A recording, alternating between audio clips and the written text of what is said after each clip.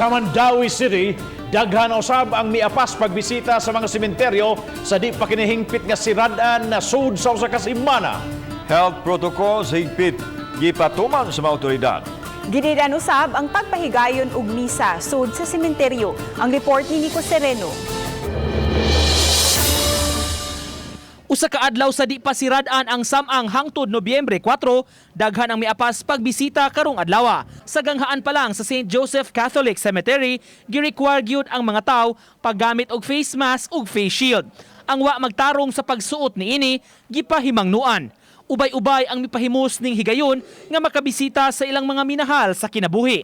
Apan obserbasyon sa mga otoridad, di kaayo daghan ang mga tawo. Ano bitaw ni anhimi karon kay ug-ugma na wala na.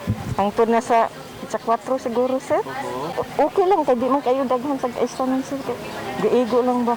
Walay santos nga misa sa kapilya sa sementeryo. Ang mga tagtungod mamahimo hinuon nga makapahalad og misa didto na sa mga simbahan. Sa laing menteryo sa Barangay Gizo, pabilin nga gipatuman ang hugot nga seguridad. Dunay mga wala kasulod kay walay face shield apan daghan sab hinuon ang namaligya niini sa gawas, uban ang naandang namaligya og mga kandila ug buwak. Moabot sa 30 ka mga traffic enforcers gikan sa team ang nakadeploy sa dapit. Hinuon matud sa ilang labaw, normal ra ang dagan sa trapiko. Wa sab nila nakita ang panginahanglanon nga mag-implementar og road closure.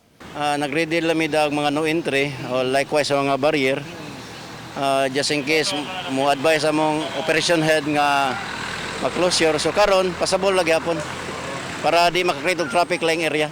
Ato lang i-manage lang hapon sa ato mga enforcer. Uban ni June Solon, Nico Sereno, Balitang Bisdak.